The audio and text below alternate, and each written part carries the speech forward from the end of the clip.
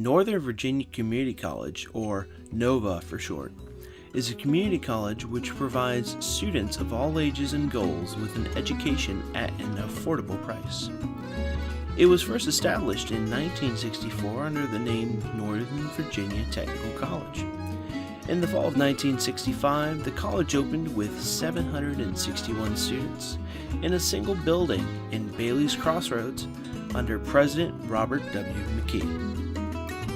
To accommodate an ever-growing student body, the college purchased 78 acres in Annandale in 1966 to create the first of 6 permanent campus sites. That same year, the college was renamed Northern Virginia Community College when the statewide General Assembly changed the name of the technical college system to the Virginia Community College System, or VCCS. What we're going to talk about isn't the entire history of NOVA, but one specific campus site, which is known as the Loudon campus. First thing we'll cover is Mr. Neil Reynolds' relationship with the Loudon campus. He was hired at first to be the Dean of Students for the Alexandria campus in 1969. Prior to this, NOVA had already bought 100 acres of land for new campuses for Sterling, Manassas, and Woodbridge. And in 1972, the campus in Sterling, known as the Loudon campus, opened its doors to the world, and Neil Reynolds became the provost for this campus.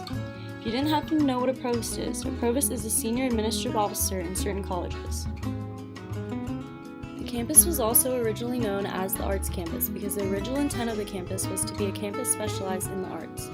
The first building of the campus to be built is the LR building. The LR building, in Reynolds' description, looked like a 1950s supermarket.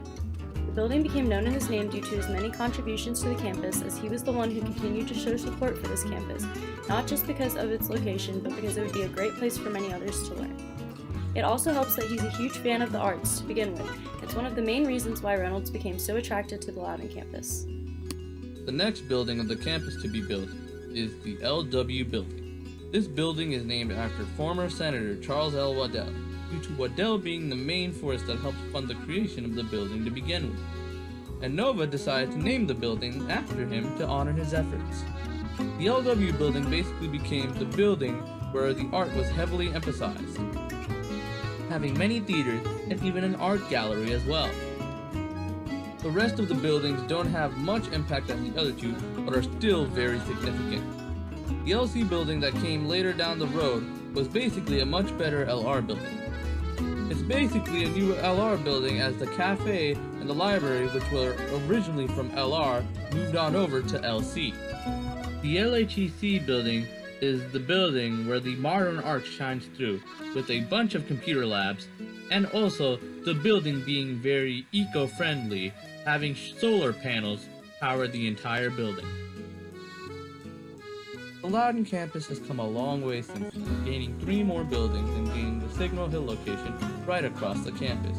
While LHEC and LC are fairly new, they aren't full of the impact that the other two have had in the history of the campus.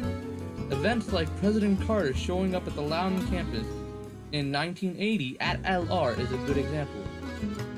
However, that does not undermine their presence in the overall history of the campus, as their existence itself just shows how far the campus has come.